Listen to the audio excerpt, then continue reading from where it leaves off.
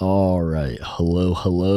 Chainsaw Man chapter 170 just dropped, and there's actually a lot to talk about. Um, yeah, so I'm just gonna get the summarization of the chapter quickly out of the way, just so we can spend more time on the more important stuff. So, anyways, Barum tries to get Denji to eat the sushi properly, and he threatens him with not letting him see Nayuta again. Very wink wink, kind of evil. But and he is kind of condescending when Denji does eat the sushi.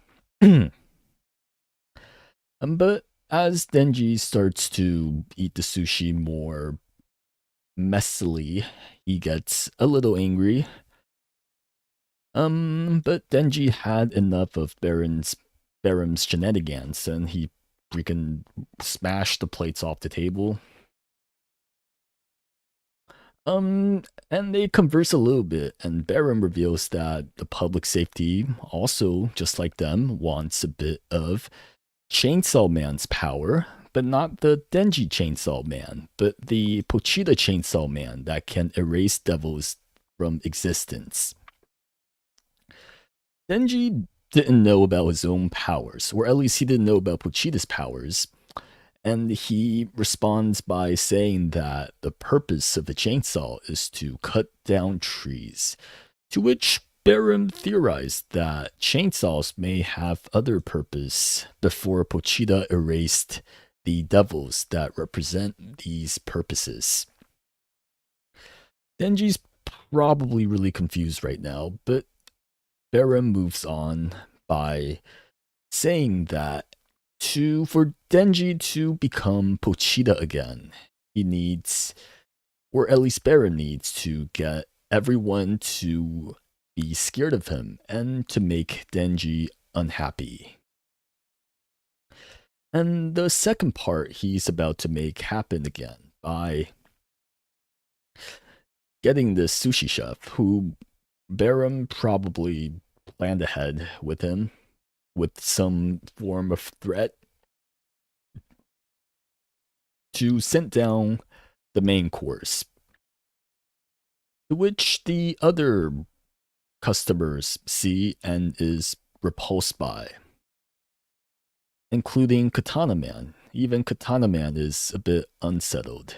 And this guy, this is one of those times that I feel like a bit a side tangent, but you know how sometimes official translation can be a bit more accurate, but may not get the mood across all the way. So the way this guy's reacting sounds kind of casual. Like he's like, "Oh, that scared me, haha." But I digress. I don't know. But you know what? On the other hand, though, he might have been used to seeing random body parts at random places because, he lives in the world of Chainsaw Man where people get killed violently all the time, but that's not important. We see the grand reveal of Nayuta's head kind of traveling on the sushi revolver. What you call it? Rotation sushi, revolving sushi, the conveyor belt. Nayuta's head travels across the conveyor belt to in front of our cast. And I really like the composition of this panel here because first of all, it's you go from these small shocked faces to a full spread of Nayuta's head. But like her head is in the main focus. It's like a tiny part of the page. So that gets the shock across even more in that you have to look for it a little bit. And I also really like this page because after Haruka on the left side, you have all the horsemen on the left of the page. I think that's a pretty clever composition. But we're not really here to talk about composition for the most part. Um, Barum has the smuggest face in the world as we close the chapter out with Nayuta's severed head in full display. And yeah, so there's quite a bit to discuss here. So, first of all, is the possibility that Denji also ate Nayuta.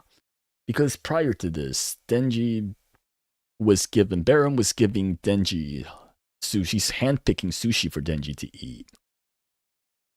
And it would make a pretty twisted parallel to the end of part 1, where Denji ate Makima, the previous iteration of Nayuta, or of the Control Devil. Because Baron was also corroborating, or maybe just threatening this sushi chef beforehand. So they had something set up prior. They were prepared for this. And Denji wasn't really eating the sushi seriously. He was just stuffing it into his face to appease Barum. And Barum did tell him that you can't be eating sushi like that. You need to leave it in your mouth to savor the taste. So, in some way, he may have been warning him, even.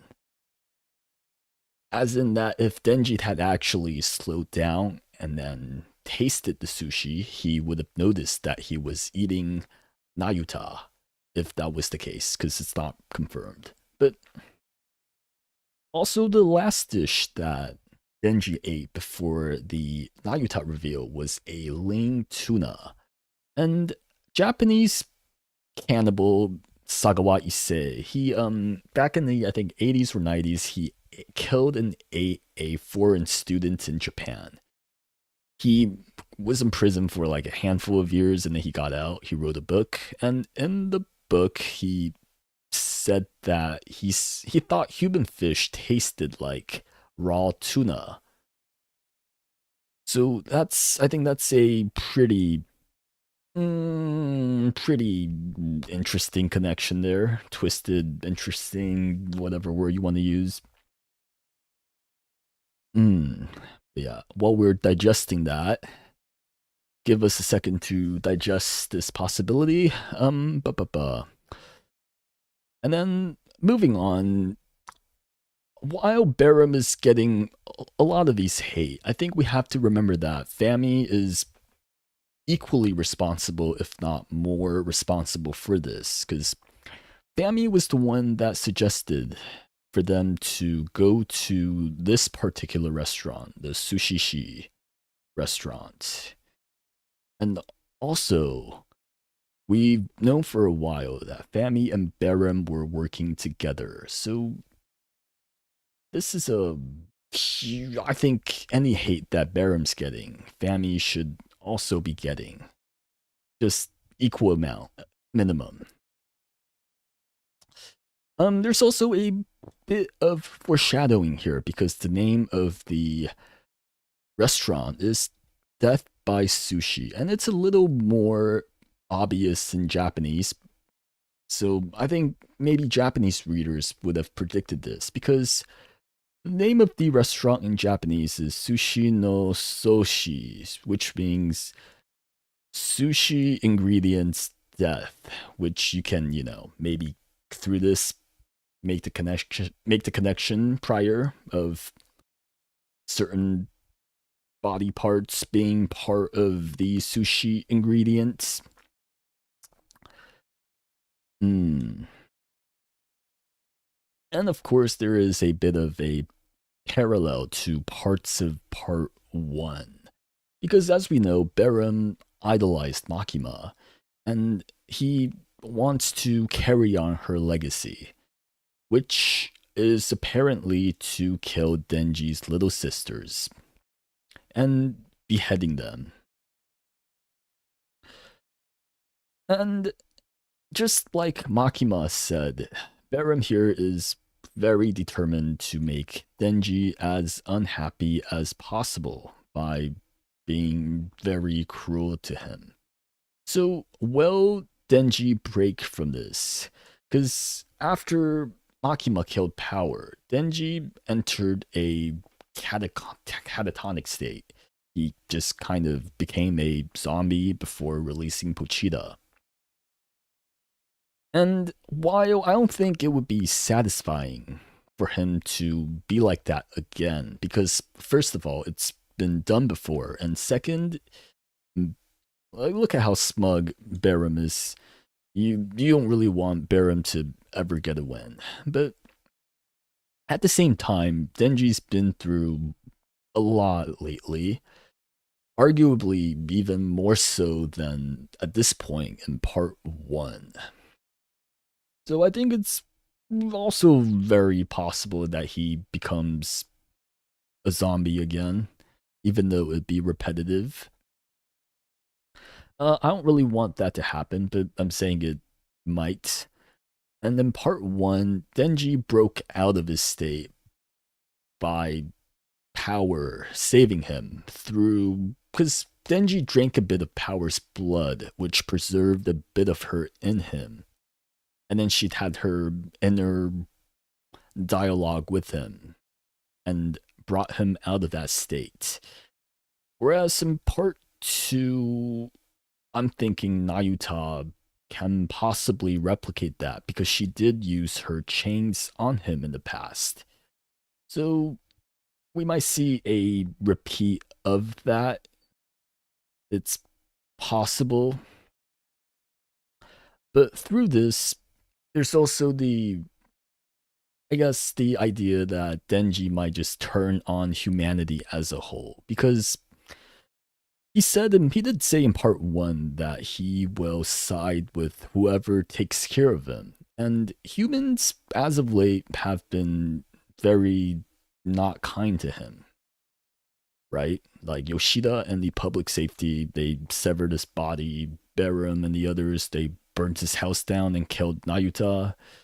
So, and because Barum and Fami's goal is to save humanity, Denji might just go out of his way to be petty and ruin all that.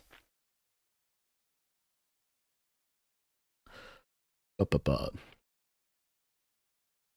And lastly is the discussion of whether Nayuta truly died. Because there is there's a lot of, I guess, speculation that this head may not be a real head. It might be something that Barum made up on the spot to make Denji feel despair. And because Nayuta, many fans thought she was going to be a big part of part two, right? And so far, she hasn't really done all that much. And when you consider that he was present, he was like a character in one of Fujimoto's previous works, you would expect a lot more out of her. And also in the past, Fami wanted Nayuta to help her defeat the Death Devil. So there's no way that they would kill her right now, right? Also, she doesn't have a mole on her face, whereas Nayuta does. You can kind of barely see it here, but it's over there. I don't really think any of these hold up, because let's start with the mole. Like, a lot of panels, you kind of see Nayuta be drawn without the mole. Like, even here, it's really small to see. So, and here as well, you can barely see it. So sometimes Fujimoto just doesn't draw it. Fami wanting Nayuta's assets help in her fight against Death Devil. I mean, Nayuta just straight up rejected her. So I think Fami would value bringing back Pochita over Nayuta's help in this. And not being used enough narratively. And I'll cover that right below here. In that Fujimoto doesn't really care, right? In his past works, he kills characters off a lot, even if you thought they had more to offer. and this was both in Fire Punch and part one of Chainsaw Man. Fujimoto also doesn't do a lot of fake out death at all, to be honest. I don't remember a single one. Maybe you can count Makima in the beginning where she got shot on the train, but otherwise I don't think Fujimoto pretends to kill characters ever. Fujimoto also just straight up loves killing little sister characters, right? He killed Power, he killed Luna from Fire Punch. Um, but I think most important of all is that it's important for the story to progress. Because at the moment, one of the more valid criticisms for part two is that there's not been a whole lot of story progression as a whole, right? Like sometimes stuff happen and then we are reset back to the status quo, like the falling double fight, right? After the fight, Denji Nayuta get separated, but then they reunited a chapter later. So in part two, the cause and effect of the story hasn't been the most obvious, which is why we can really use something big to shake it up. And that's what this would be, Nayuta dying. That being said, it's really hard to predict what's going to happen, especially now. I don't think this is on most people's bingo cards.